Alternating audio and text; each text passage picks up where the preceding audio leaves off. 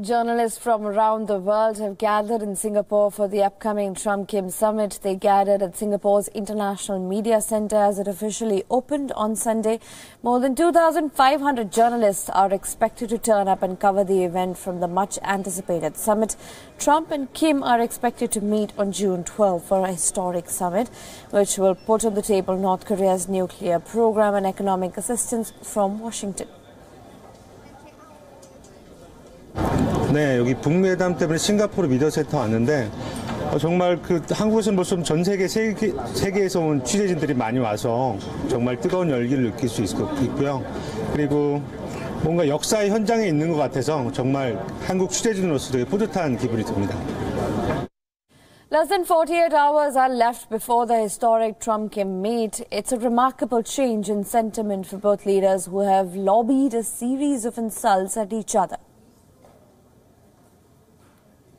Rocket Man is on a suicide mission for himself and for his regime. The United States has great strength and patience, but if it is forced to defend itself or its allies, we will have no choice but to totally destroy North Korea.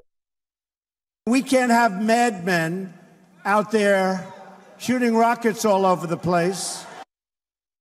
We will not allow this twisted dictatorship to hold the world hostage to nuclear blackmail. North Korea's reckless pursuit of nuclear missiles could very soon threaten our homeland.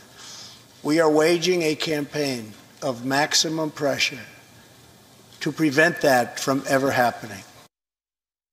Kim Jong-un he really has been very open and I think very honorable from everything we're seeing. Based on the recent statement of North Korea, I've decided to terminate the planned summit in Singapore on June 12th.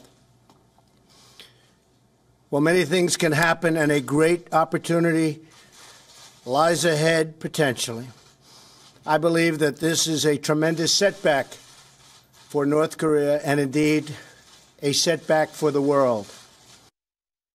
We'll be meeting on June 12th in Singapore. It went very well. It's really a get-to-know-you kind of a situation.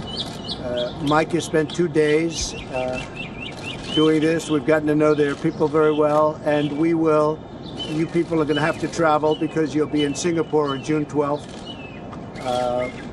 And I think it'll be a process. It's not, I never said it goes in one meeting. I think it's going to be a process. Kim Jong-un wants to do something great for his people, and he has that opportunity, and he won't have that opportunity again. It's never going to be there again. So I really believe that he's going to do something very positive for his people, for himself, his family.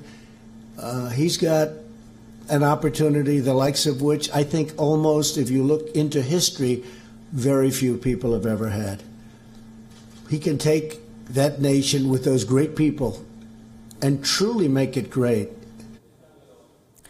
Earlier, WION's senior correspondent Ramesh Ramachandran brought us this ground report from the Capella Resort, where the two leaders are slated to meet on June 12th. I'm coming to you from outside the Capella Hotel here on Sentosa Island in Singapore, which will be the venue of the much-anticipated summit meeting between the leaders of the US and North Korea. In Singapore, the stage is set for the 12th June 9 a.m. local time meeting between Donald Trump and Kim Jong-un. There are many issues of divergence between the two countries, especially the issue of nuclear weapons.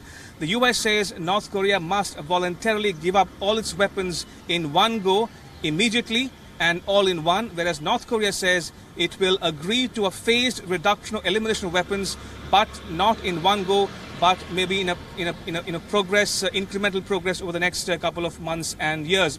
But that said, the key factor is that this is unprecedented in American history. Remember, this will be the first time any sitting American president will be meeting a North Korean leader here in Singapore.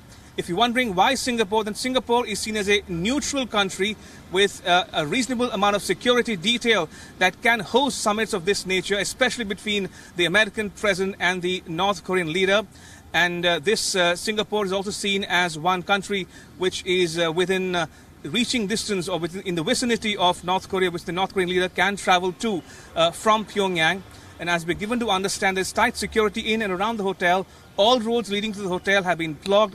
Thorough security checks are being done to prevent outsiders and bystanders from gathering at the main gate of the hotel.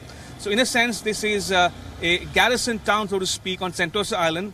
And all roads leading to the hotel have been barricaded, and nobody's allowed to loiter around anywhere near the hotel campus or the compound. So as we speak, the hotel is geared and set up for the much anticipated summit meeting between the US and North Korean leaders. With video journalist Mukesh Sankla, I'm Ramesh Ramachandran on Sentosa Island in Singapore for WION.